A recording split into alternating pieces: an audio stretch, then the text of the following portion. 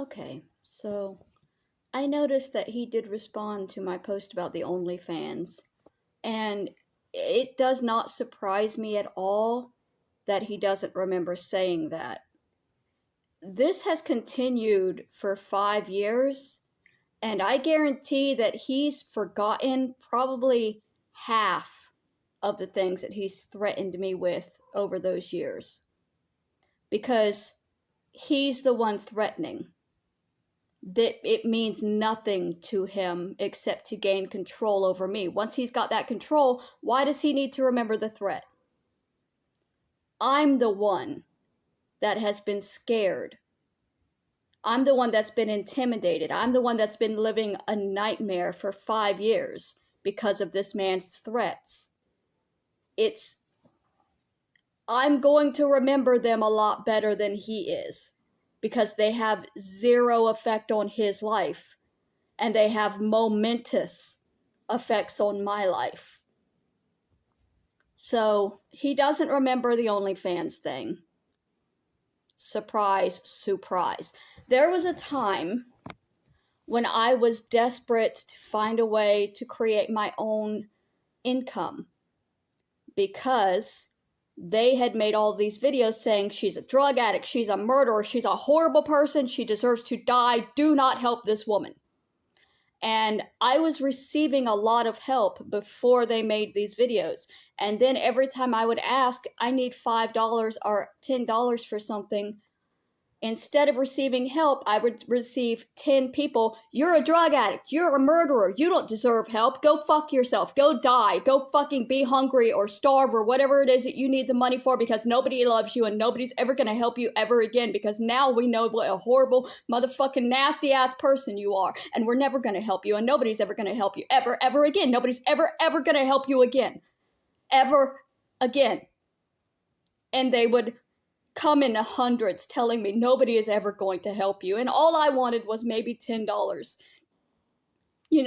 and they would come and they would push me to the point that I just wanted to kill myself over that $10 because nobody was ever going to help me again, because these channels have taken over and they control who's allowed to help me, because the people that used to help me were being threatened by them. If they found out who helped me, they would go on the attack, and they would make sure that they never did it again.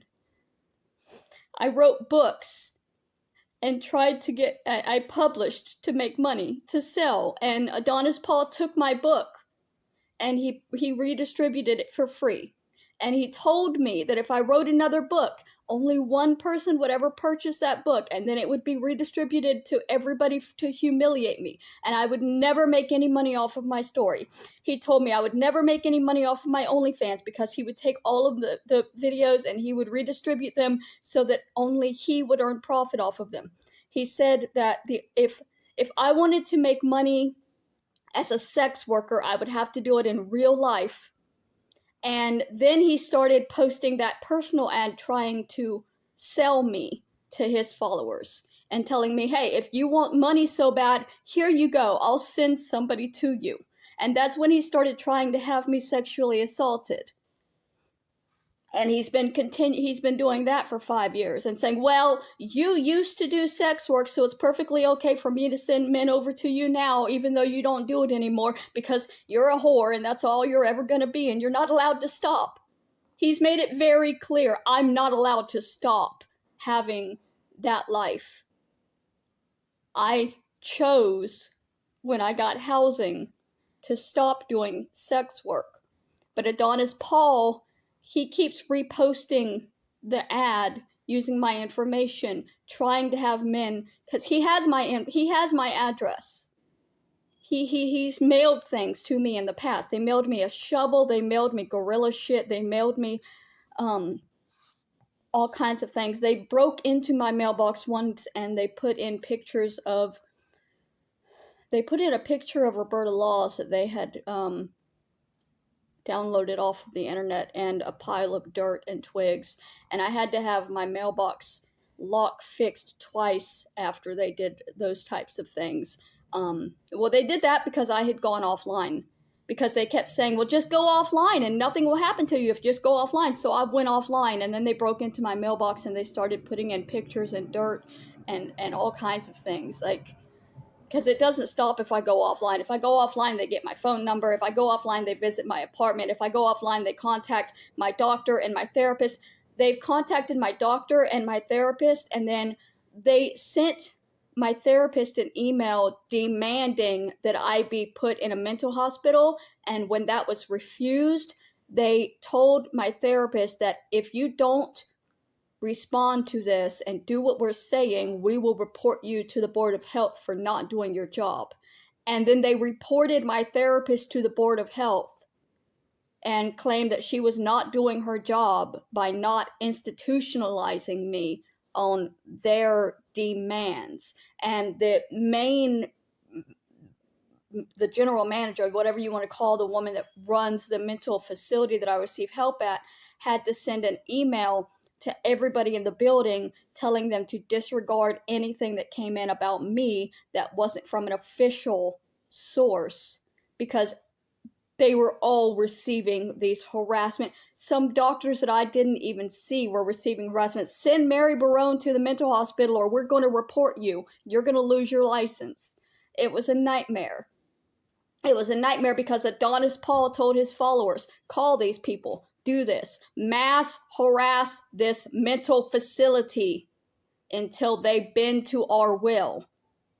Because he has thousands of people on his side that will do whatever he tells them to do. And he doesn't even understand the control that he has over these people. He doesn't even remember the things that he tells them to do. He has made my life a nightmare. Him and his followers and his friends, the Original Owl, Hatman, Dayway Radio, my Aunt Kathy. The whole reason it's happening is because my Aunt Kathy is angry that I wrote a book about my abusive life, and she went to these channels and told them these things and got them to start attacking me. And it's been a nightmare ever since. So Adonis Paul saying that he doesn't remember threatening to do that does not surprise me, but I'm sure it's documented because I've been documenting everything they've done to me. Every threat, every action. I've even had to call the police because I was receiving death threats for a while. There's somewhere, there is a police report where I had to call the police because somebody was emailing me threats that they were going to beat me to death with a basketball, and they would send me my address. They would say, we're coming to your address. Like, not actually the actual address, the apartment number, the street number, everything, the zip code, the area code. They knew my address, and they were threatening to come and beat me to death with a basketball. And I had to call the police and tell them this man is threatening me, and I don't know what's real anymore. I have mental health conditions, and I don't know what's real. When these people threaten me, I have to take it as a real threat because I don't know what's real and what's not, so everything has to be real. Every time he has threatened me, it has been real for me. Every single time. I have lived with such fear for 5 years because of this man's threats against me that he doesn't even remember making. It's not right. I've reported it to YouTube. I've begged YouTube to do something, and they won't. They allow this type of predatory creator to do whatever they want. And it's not okay.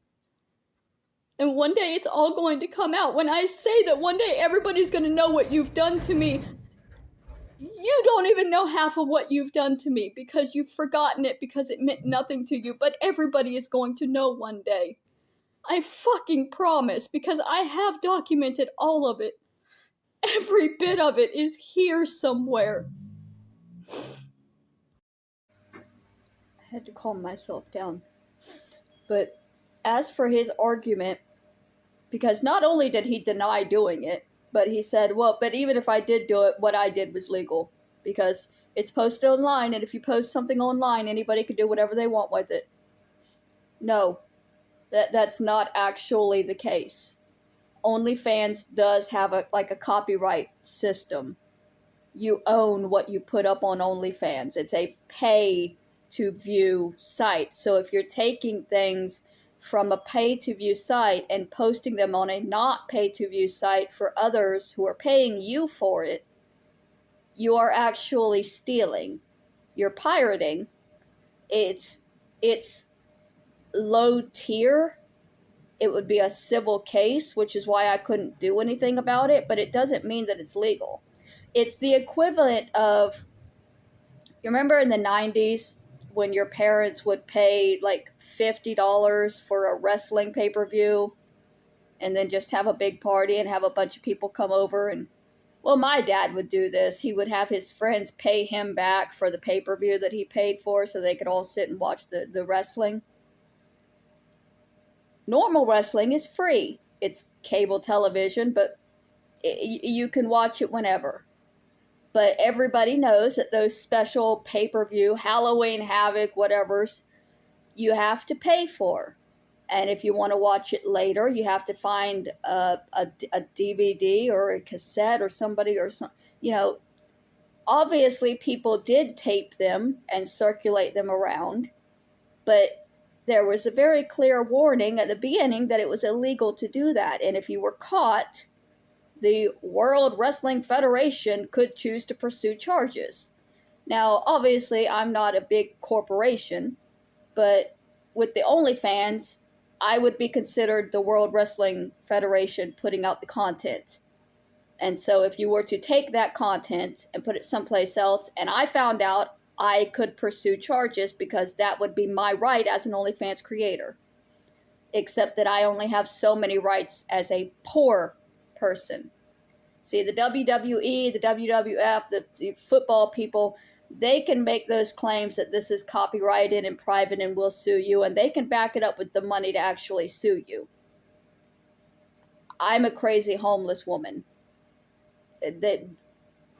Even if I made money off of OnlyFans, I likely would not make enough for a lawsuit. I don't get lawsuit money from OnlyFans.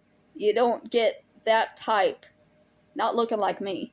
I mean, maybe looking like me. I mean, people say nobody would subscribe, but there are people that want nudes of Kathy Bates and other large women, and there's always been fetishists for fat bitches. Do y'all realize that I had more sex when I was 300 pounds than I have had since I've lost weight? I still get hit on. But when I was 300 pounds, I couldn't go nowhere without someone trying to get in my pants. Y'all have no idea. I got so much more dick when I was fat. I don't want it now, but that's not the point. I had more options when I was fat. And that's why I would have a possible chance on OnlyFans. Just because you don't find it attractive doesn't mean nobody's going to find it attractive. You're you, right? You're just you. There's a million other people with a million other minds and viewpoints that there might be 5 people in this world that would find me attractive enough to spend $5 a month on a video site. I can have enough faith in myself to believe at least that many. But I never get to find that out because I've got somebody else that's just hijacked my entire life and decided that anything I do, they're going to profit off of. If I write a book, they're going to profit off of it. If I do something naked, they're going to profit off of it.